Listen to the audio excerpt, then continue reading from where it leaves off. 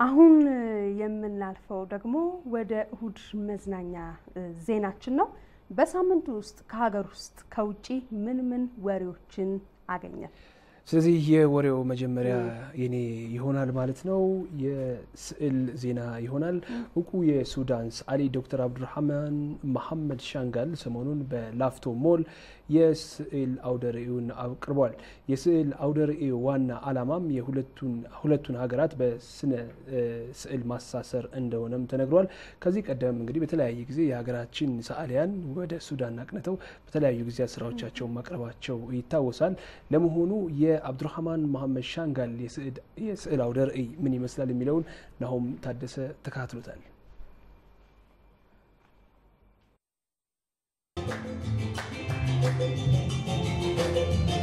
የኢትዮጵያ ሰዓሊያን ማህበር ከሱዳን ፕላስቲክ አርት ዩኒየን ጋር በህብረት በመሆን የተለያዩ የስዕል አውደ ርዕዮችን በሁለቱም ሀገራት ሲያደርግ ቆይቷል።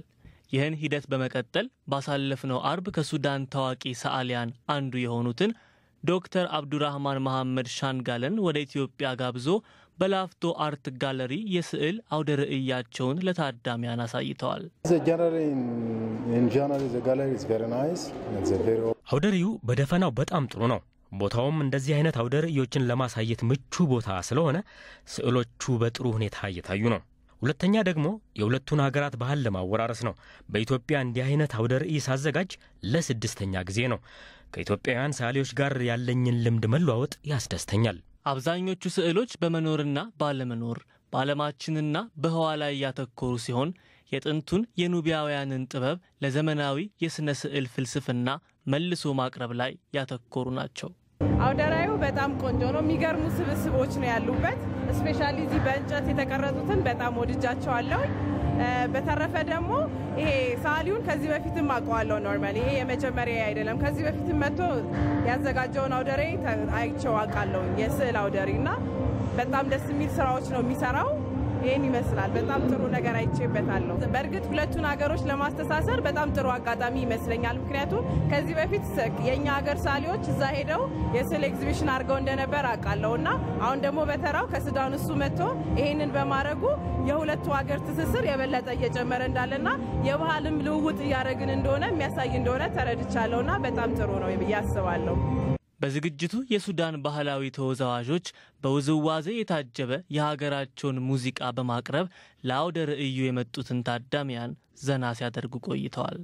የሁለቱን ሀገራት ሰዓሊያንና የስዕል አፍቃሪያንን ባህላቸውንና ልምዳቸውን በስነ ስዕል ዘርፍ ለመጋራት ናይል ፕሮጀክት የሚል ስምምነት ተፈራርመው እየሰሩ ካለበት ጊዜ ጀምሮ እስካሁን እየሰሩ ያሉበት መንገድ በኢትዮጵያ ደራሲያን ማህበር ፕሬዚዳንት ሲገለጽ ከዚህ ብዙዎቻችን በተለይ እኔ እንዳገኘሁት ኤግዚቢሽን ብዙዎቻችን ያለውን የስነ ጥበብ እንቅስቃሴን በሱዳን ሀገር ያለውን የስነ ጥበብ እንቅስቃሴ ከማወቅ ባሻገርም ከነርሱም የምንወስደው ልምድ ይኖራል የሚል ግምት አለ። እንግዲህ ማህበራችን ከዚህም ባሻገር በዚህ ሀገር ብቻ በተለይ በሱዳን ብቻ አይበቃም። ሌሎችም የምስራቅ አፍሪካ ሀገሮች ጋር በተጨማሪነት በጋራ ስምምነት ሰነድ ተፈራርሞ አብሮ ለመስራት ቁርጠኝነት አለው። ይህንን ጠንካራ አቋሙንም ደግሞ የሚረዱት ብዙ ድርጅቶች አሉ። ትልቁና ዋነኛው ያው የባህልና ቱሪዝም ሚኒስቴር ነው። ይህንን ነገር ከዚህ ቀደምም በጋራ አብረን እየሰራንበት ያለንበት ሁኔታ ነው ያለው። አሁንም በቀጣይ ይህንን ነገር ከማስቀጠል አንጻር ብዙ ስራ እንሰራለን። ለምን ግንኙነቱ በመፈጠሩ ተጠቃሚ የሁለቱም ሀገር የስነ ጥበብ ሰዎች ናቸው።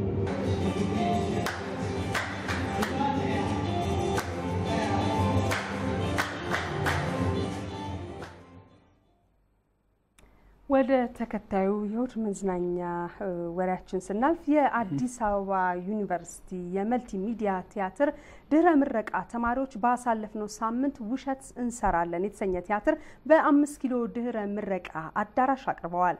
ቲያትሩ ትኩረቱን ያደረገው ውሸት ላይ ሲሆን ሰዎች በተለያዩ የህይወት አጋጣሚዎች ውሸት የሚዋሿቸው መንገዶችና አንዳንድ ማህበራዊ ትችቶችንም ያካተተ ነበር።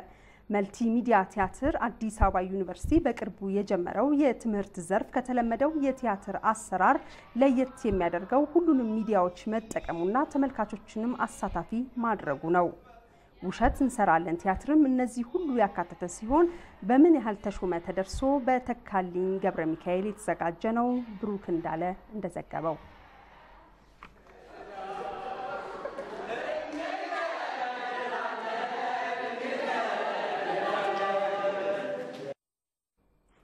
ውሸት እንሰራለን ያስቃል ራሱ ስለዚህ በእውነትም ይሰራ ግዴለም በውሸት ብቻ ሳይሆን በእውነትም ይሰራ። ለማንኛውም ወደ ተከታዩ የሳምንታዊ ወሬ ስናልፍ ደግሞ ታዳጊዋን ሀና ግርማን እናገኛታለን።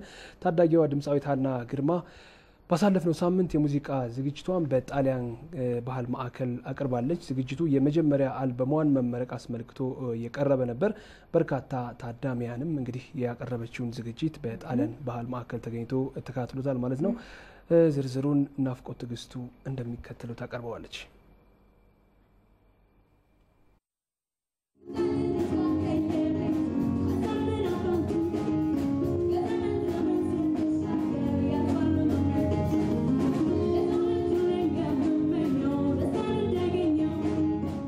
ከዛሬ 5 ዓመት በፊት በኢትዮጵያን አይድል ተወዳድራ ብዙዎችን ያስደመመችው ያኔዋ ህፃን ያሁኗ ታዳጊ ሀና ግርማ ባሳለፍነው ሳምንት በጣሊያን ባህል ማዕከል ትሩዝ ሪሊዝ በሚል ርዕስ የሙዚቃ ዝግጅቷን አቅርባለች።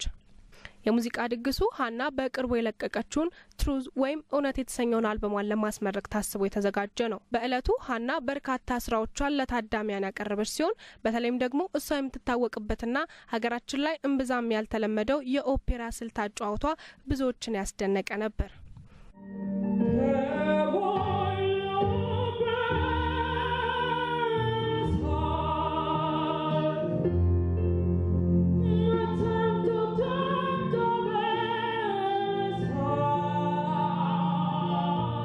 ገና ከጅምሩ ሀና ግርማን በጥበብ ኮትኩቶ በማሳደግ ትልቁ ሚና የሚወስደው ሙዚቀኛ ቴዲ ማክ ሙዚቃን በማስተማርና በሶስት ቋንቋዎች እንድትዘፍን በማስቻል የበኩሉን አበርክቷል። አንድ ክሎትን ስታስተምሪ ወይ ደግሞ አንድ ፖቴንሻል ያለውን ሰው ስታስተምሪው ያ ነገር ኦሬዲ ውስጥ ያለው ኒክለር አለ። እዛ ላይ ነው ቤንዚን የምታርከፈክፊው፣ ይነቃል።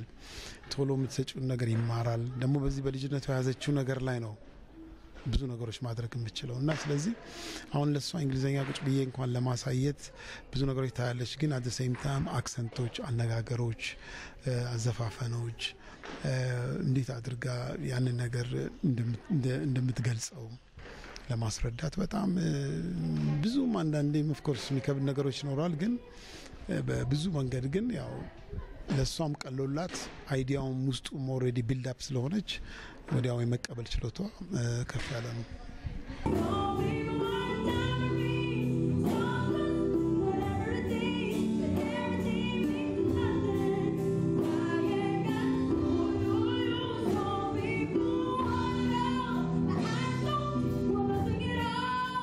ታዳጊዋ በአሁኑ ሰዓት የተለያዩ መድረኮች ላይ የሙዚቃ ስራዎቿን በማቅረብ እንዲሁም ነጠላ ዜማዎችንና የሙዚቃ ክሊፖችን በመስራት ላይ ትገኛለች።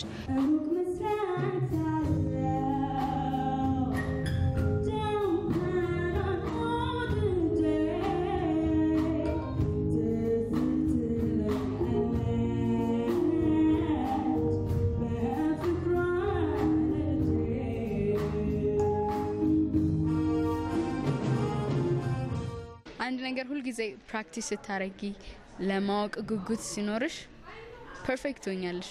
ሁሉ ጊዜ ደግሞ ስትሞክሪ ሁሉ ነገር ኢምፕሩቭ ያረክ ስለሆነ የምትሄጂው ሁሉ ነገር መቻል ይቻላል። በርትተው ጠንክረው በደንብ ኮንፊደንስ ኖሯቸው ራሳቸውን መግለጽ እንዲችሉ ማንነታቸው መግለጽ እንዲችሉ ነው የምፈልገው። መፍራት አያስፈልግም። ሁሉ ጊዜ ደፋር መሆን ነው። እችላለሁ ማለት ነው ማሰብ ያለብን እና እችላለሁ ብላችሁ ሁላችሁ ኑላል። ትሩዝ ወይም እውነት የመጀመሪያ አልበሟ ሲሆን የሙዚቃ ዝግጅቱን የታደሙ እንግዶችም የሀናን የሙዚቃ ክህሎት አድንቀዋል።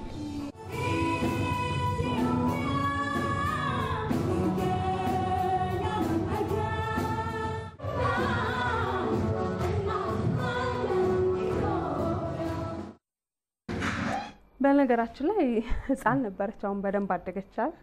አሁን ትልቅ ሰው ነች። ለነገሩ በሙያውም እያደገች ነው፣ እየበሰለች ነው የምትሄደው። እንግዲህ ፊዚካሊም በተክለ ሰውነትም እየጨመረች ነው የምትሄደው። እንግዲህ ቴዲም እንዳለው አሁን ባለችበት እድሜ የምትይዘው ነገር ነው ወደፊት የምታስቀጥለውና ይሄ ደግሞ ትልቅ ነገር ነው። እሱም ያደርግላት ያለው ነገር የተሻለ ሙዚቀኛ ሆና በአገር አቀፍ ብቻ ሳይሆን በዓለም አቀፍ የሙዚቃ መድረክ ውስጥ ጎልታ እንድትወጣ የሚያስችላት ነው።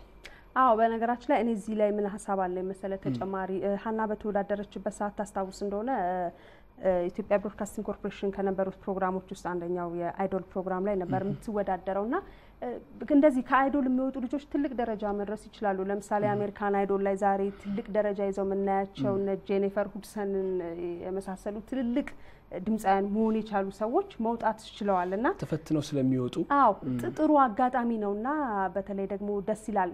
የሷን ደግሞ የራሷንም ስራዎችም ጭምር ነው ወደ ህዝብ ይዛ ዳዊት ጽጌረዳ እኮ ማንሳት ይችላል። በቅርቡ ካለ ውድድር ላይ በድምጽ በአፍሪካ ኮክ ስቱዲዮ ላይ የተሻለ ፐርፎርም አድርጎ ብዙዎችን ለማስደነቅ የቻለ ድምጻዊ ነው። እንደዚህ በሂደት ነው የሚመጡት ልጆቹ ከጊዜ ወደ ጊዜ የድምጽ የሙዚቃ ክህሎቱም እያደገ ሲመጣ የተሻለ ሙዚቀኛ የመሆን ደረጃ ላይ ይደረሳል ማለት ነው። ፈተናው በየርከኑ ያለው ፈተና እየቀረጻቸው ሙዚቀኛ ወደሚለው ስቴጅ ያመጣቸው። አዎ ተወዳዳሪ ብቻ ሆነው ከውድድሩ በኋላ ሳይጠፉ እንደዚህ ስራዎቻቸውን ይዘው መጥተው ደግሞ ማየታችን ይሄ ደስ የሚል ጅምር ነው እንላለን።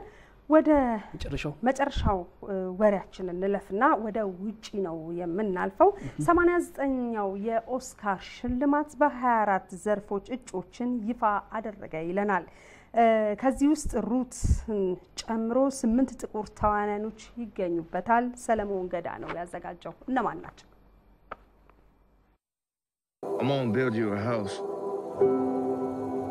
በ1950 መጨረሻ በጎርጎሮሳውያኑ የዘመን ቀመር በአሜሪካን ሀገር ቨርጂኒያ ግዛት በተከሰተ እውነተኛ ታሪክ ላይ ተመስርቶ የተሰራ ነው ላቪንግ የሚል ርዕስ የተሰጠው ፊልም። ሪቻርድ እና ሚልበርግ የተባሉ ጥንዶችን የፍቅር ታሪክ የሚዳስስም ነው። የቨርጂኒያዎቹ ጥንዶች በ1958 ወደ ዋሽንግተን ከተማ በማምራት ጋብቻቸውን ይፈጽማሉ። ይህን ያከናወኑት ደግሞ በግዛታቸው የተለያየ የቆዳ ቀለም ያላቸው ሰዎች ጋብቻ የሚከለክል ሕግ በመኖሩ ነው።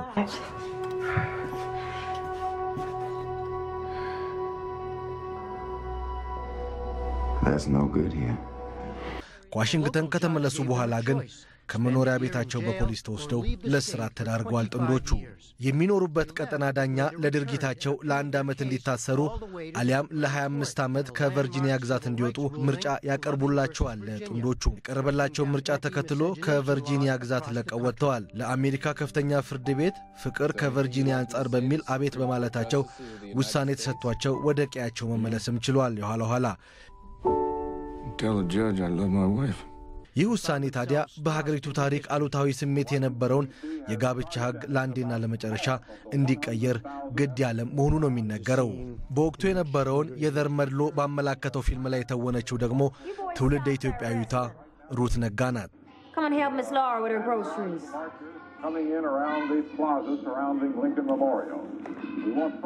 They say over 100,000 people there. Standing by along the parade route at 17th and Constitution. Can you imagine?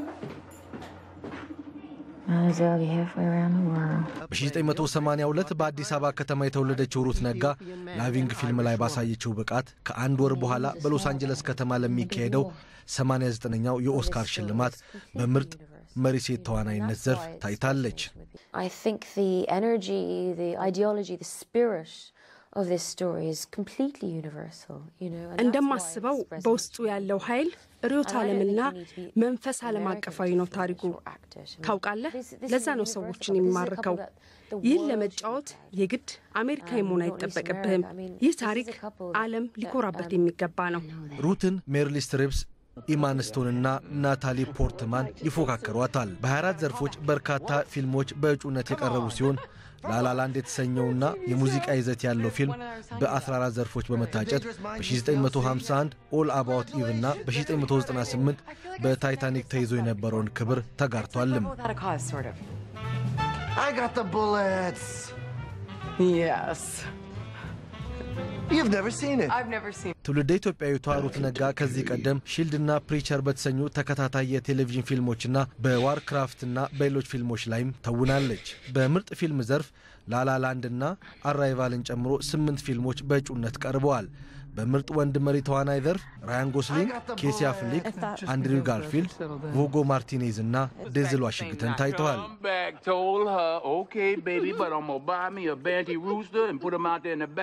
ከአንድ ወር በኋላ አሸናፊዎቹ በሚታወቁበት 89ኛው የኦስካር ሽልማት ካለፉት 2 ዓመታት በተሻለ መንገድ ብዝሃነት የተጸባረቀበት ነው መባሉን ሮይተርስ ነው የዘገበው።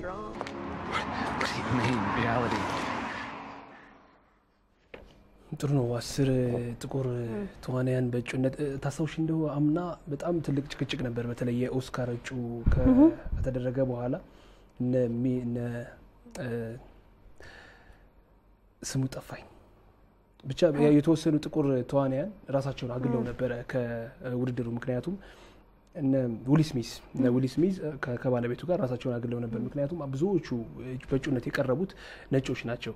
ስለዚህ ይሄ የነጮችን ፌቨር ለማድረግ ነው በሚል በጣም በርካታ ጭቅጭቅ በተለይ የዊል ስሚዝ ባለቤት ጃዳ ፒንኬት ለተለያዩ ሚዲያዎችና ድህረ ገጾች ሁልጊዜ አሳተፍናቸው ለመባል ብቻ ነው ጥቁሮች እጩ ምን ነውና ይሄ የኦስካር ድራማና የኦስካር ሰልችቶኛል የሚል መግለጫ ሰጥታ እንዳው መነጋገሪያ ነበር።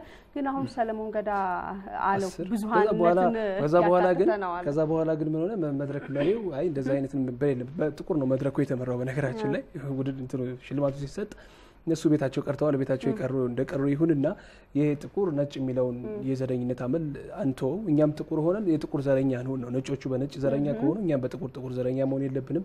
ይሄን ነገር እንተውና ስለ ፊልሙ ስለ እንትኑ ናውራ ነው። ለማንኛውም ግን ላላላንድ በ14 ዘርፎች እጩ መሆኑ ብዙዎችን እያጨቃጨቀ ነው። ይሄን ያህል ታሪኩ መሳጭ አይደለም።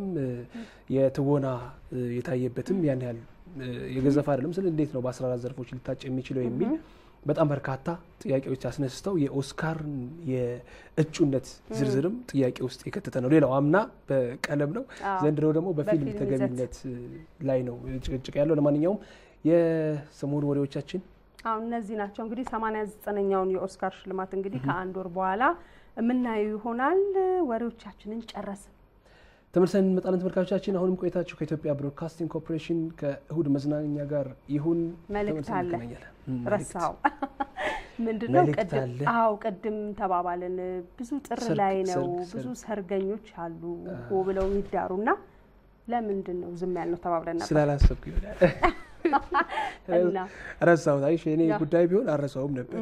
አሁን የሌላ ጉዳይ ሲሆን በቃ ወደ ውጭ አረኩትና ረሳሁት። ለማንኛውም በጣም በርካታ ሰዎች የሚዳሩበት ነው የጥር ወር፣ የሰርግ ወቅት ነው።